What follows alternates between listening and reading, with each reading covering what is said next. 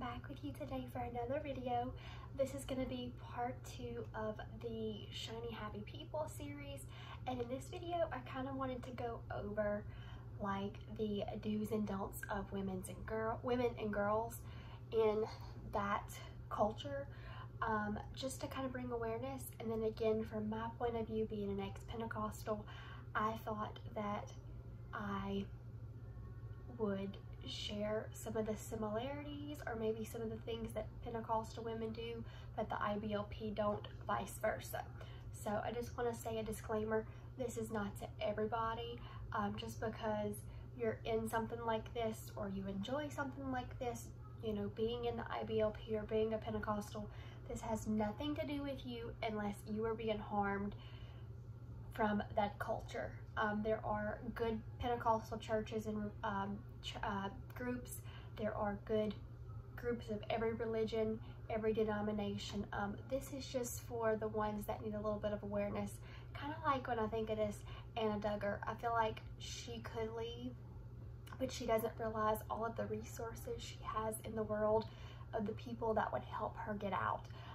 And so that's how I'm going to take that, as like if you were an Anna Duggar, if that makes sense. I do want to say I am not a therapist. I am not licensed to talk about any of this. So make sure you do your research yourself. But everything that I did find and that I'm going to bring up today, I found on the IBLP website, because I wanted to find the things that are more realistic of what's going on in this time period. So let's go ahead and jump in. So the first part in this, it says, the first rule is, how can I meet my husband's needs, or how a woman should meet her husband's needs. Now, when we think in general, when you're married, how do you meet your husband's needs? You know, we think, usually for myself at least, how can I make him happy? You know, what things do I do that upset him? What things does he do to upset me? Different things like that, you know. But with the IBLP, a lot of times you're going to realize is that you're under your husband, so you have no authority because you're under that umbrella of authority, and we'll go over that later. But you'll find that the woman really can't do anything, even though it has all of these rules out here. Her husband is still up here and she's still right here. So really, what, you know, how is she going to do it? So let me read you a passage from the website that came underneath that description, so I can tell you exactly what the IBLP expects. So the first part in that, it says a husband needs a wife to fulfill and support his long-term goals. Simple enough. Remember that you are to support and fulfill his dreams, because he provides and makes the goals for your family. So the first thing with this for me is a big red flag, because a lot of times in marriage, most people in marriage have discussions about these types of things. Say, we want to build a house, we want a new job.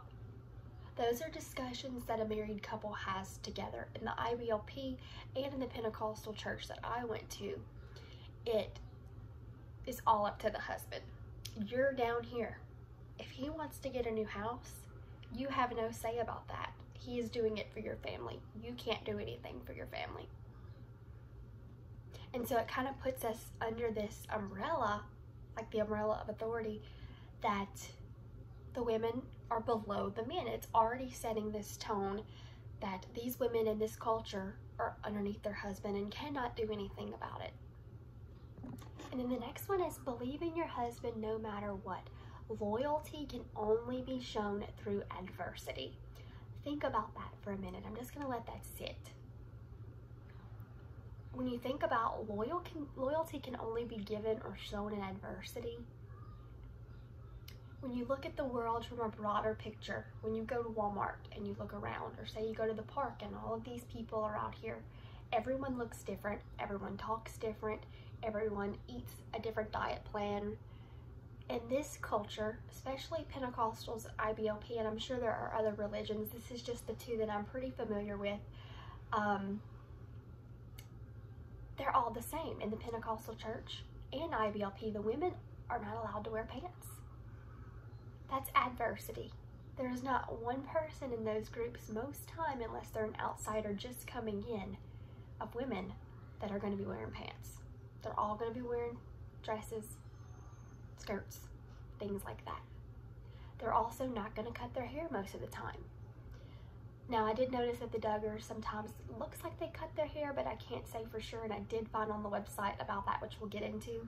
And the Duggars do wear makeup, but Pentecostals don't wear makeup. But I'm getting a little ahead of myself, so let's finish this topic. Following this same category, it says, do not look for outside counsel without your husband. So I see this as a major red flag, because what if you're having marital problems?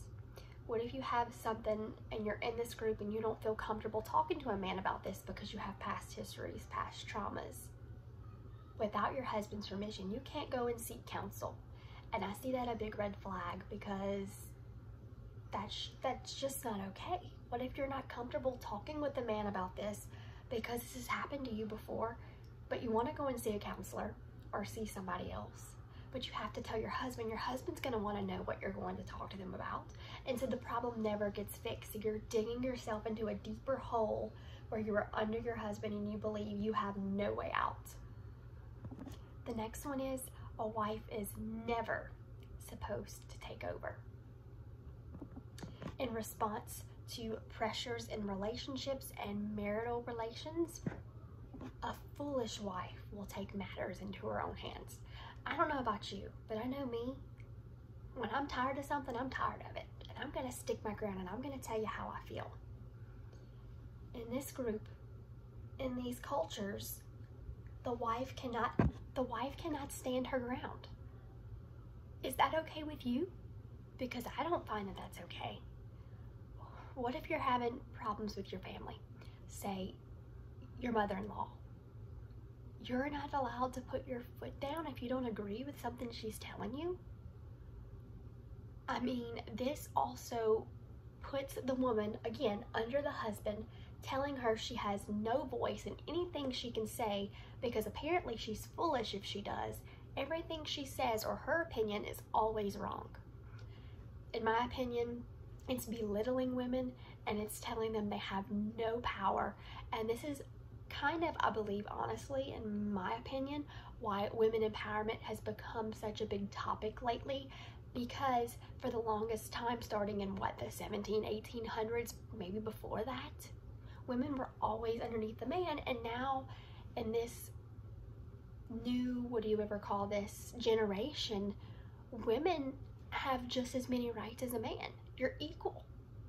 I know in God you're supposed to be loyal to your husband. You're supposed to do everything for your husband.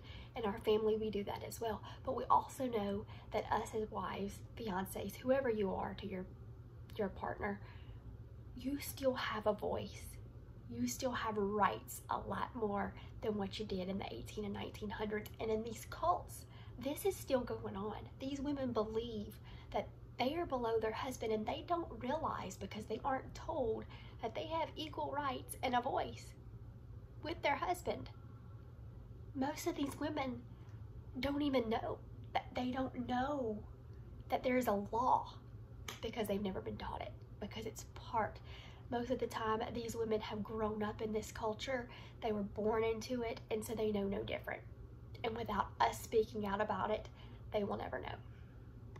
The next one is, it's God's job to convict your husband.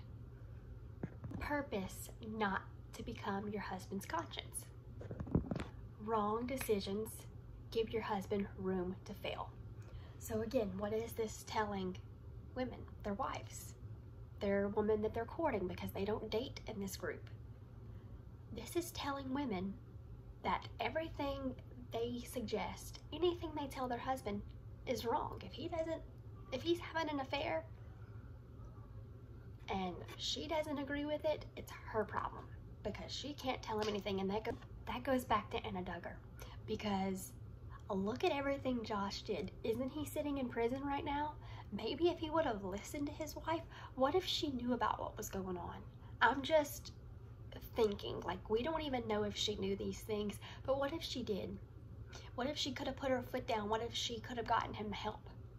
But because this group, IBLP, leaves and these women are taught they cannot speak up and they cannot help make decisions, she had no voice. Her husband was going to do what he wanted to do when he wanted to do it, and he is rotting in a jail cell now.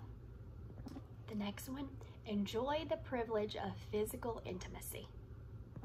God grants physical access to each other's body, so vice versa. The man has access to his wife at any time, and the wife has access to the man at any time. Do not resist your husband at any time because it crushes his spirit. And this all came from the IBLP website. I'm wondering, these women don't even know what consent means. And this is why a lot of times there is CP in these relationships, especially with the men in these groups.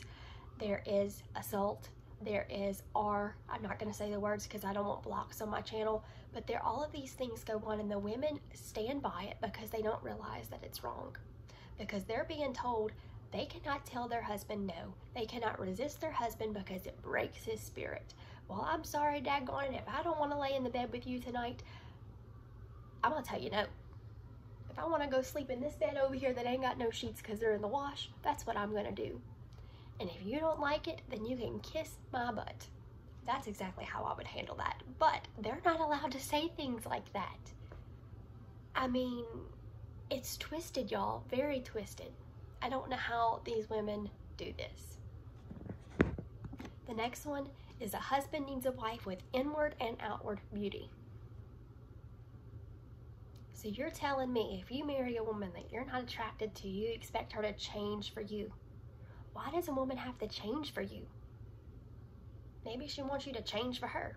You know, you shouldn't have to do that for a man. You should find the man that loves you, not because he wants you to look like this. And, you know, we're not going to get into all that, but I don't even know what to say about that. If you're not attracted to someone, why would you even marry them in the first place? Maybe it's their heart, but at the same time, you can't expect someone's body style or their face to change when you marry them and become this picture perfect person you want them to be. The next one kind of falls into the same category, and it says stay beautiful for your husband. In addition to meek and quiet-spirited inwardly, a wife shall strive for outward beauty. Let me think about this for a minute. I don't want to put my makeup on today. I don't want to brush my hair. I want to lay around the house and look like a bum. Because, by golly, some days we just feel like being in our pajamas all day. No makeup, not our hairbrush, nothing. We just feel like lounging around in Netflix and chill. But IBLP doesn't even watch TV, so we're not going to get into that. But they believe that they have to get up every day and look gorgeous for their husband. I dress this way for this video to make it look appealing to y'all. I do my makeup once or twice a week for videos. I don't do my makeup every day. Most of the day, I don't do makeup. I throw my hair up on a messy bun if you watch my Dollar Tree hauls and things like that. But for sit-down videos, I try to look presentable. But them, they have to look like this all of the time. All of the time, y'all. That's gotta be tiring. Very tired. And then with all the makeup, then they have to keep their face clean because their face is gonna break out, and then they cake it on more. It's just not okay. So if your husband wants you to wear this outfit because he thinks you look gorgeous in blue, then he expects you to wear blue, and you have to follow that because you're below the husband in the umbrella of authority. I'm gonna kind of explain that really quick. I'm probably going to be a little bit wrong in some ways with this, but this is just my understanding of it. So God is up here, which is normal. This is what normal would be. Then you would have Bill Gothard, which is what do they call that? The person over the IBLP. He owns the IBLP, or he did. I don't know if he still does, but I'm pretty sure he does. Then you have your husband. So God, and then Bill Gothard is under God because apparently Bill Gothard talks to God. Then you have your husband, who talks to Bill Gothard, I guess. I don't know. But your husband, then the wife. So the wife is always underneath your husband, Bill Gothard, and God. And then you have your children that is underneath everybody in this umbrella. And if you fall out of this umbrella, you're exposed to all of these satanic demons, and you will be cursed. So this scares them that if they ever try to leave their husband or go back into the real world or go into the real world, they're leaving this umbrella of authority.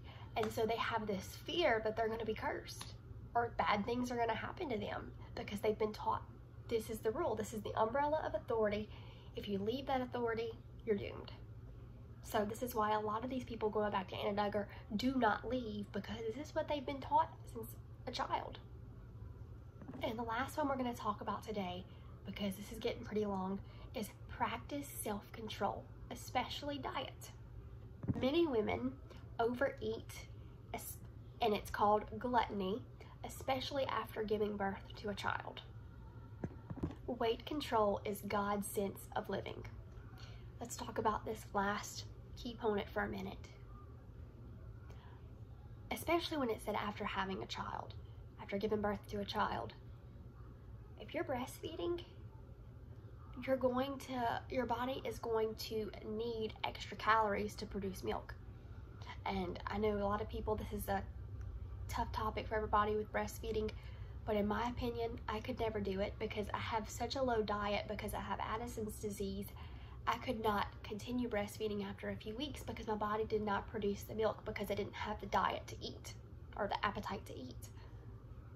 So yes, you need those extra calories to be able to breastfeed. And so for them to tell you you need to go on a diet, your body is all out of shape a little bit. Luckily with both of my kids, I went back into shape immediately, but like I said, I've always had trouble with diet, with my illness, and then just always being small. It was fairly easy for me. But there are some women, after you give birth, you feel awful in your own skin, and for them to push you weight control, you're just making them feel even worse about themselves. So coming to wrap this up, there's a lot more to this. I might do a part 3. I will definitely be doing a series on this for sure, but we might do some more on the women's rules and things like that. But just from what I'm telling you, this is rough, y'all. Very rough. I don't see how these women do it. And leave me things that you have heard in the comments as well. And I would love to get back with you guys. Let me know if you enjoyed this type of discussion, if you want to see this every week. And I'll see you guys in my next video. Bye. Hey guys, I'm here to do part 2 of the being displaced by you for another.